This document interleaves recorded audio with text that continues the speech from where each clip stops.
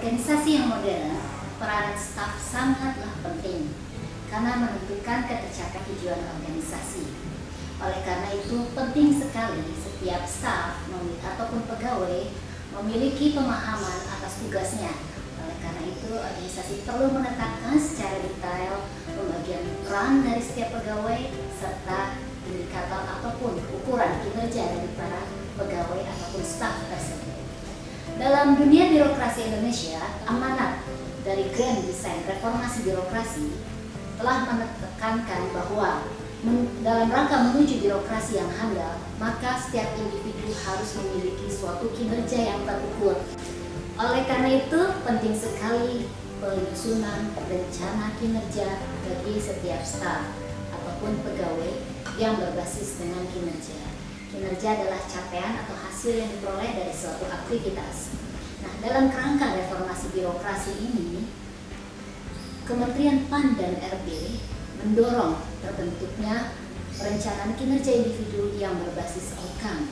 Oleh karena itu, selepas dikeluarkannya PP 30 tahun 2020 tentang penilaian kinerja PNS, Kementerian PAN dan RB kemudian melakukan pilot project penyusunan SKP berbasis outcome. Dalam hal ini, kita patut bersyukur bahwa Kementerian PUPR menjadi salah satu bagian dari pilot project tersebut yang kemudian di tahun ini telah ditindaklanjuti dengan penyusunan SKP berbasis outcome pada Direktorat Jenderal Cipta Karya dengan pilot projectnya dari Direktorat Tata Bangunan.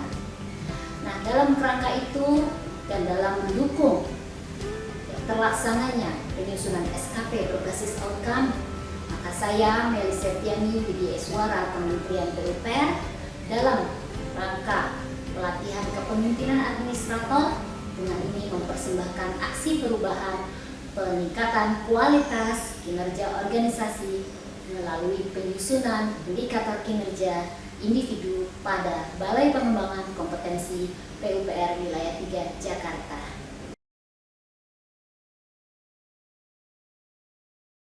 Dalam rangka kegiatan kita yang pertama tadi adalah penyusunan SKP berbasis outcome. Ini agak berbeda.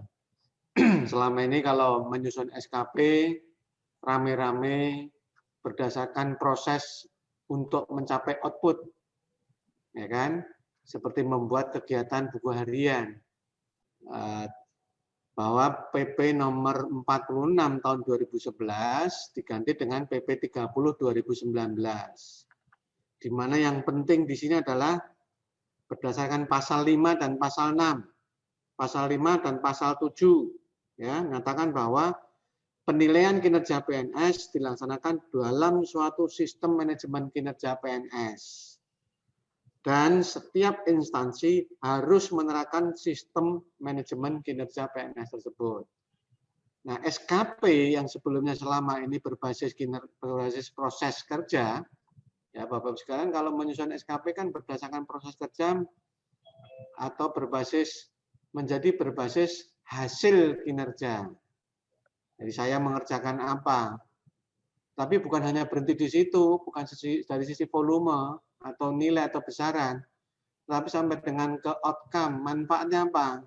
Ya, ini dengan terbitnya PP 30 tentang penilaian kinerja pegawai negeri sipil yang menyatakan bahwa SKP harus memuat indikator kinerja individu, ya bukan grup, dan target kinerja sehingga perlu disusun indikator kinerja itu untuk setiap level jabatan.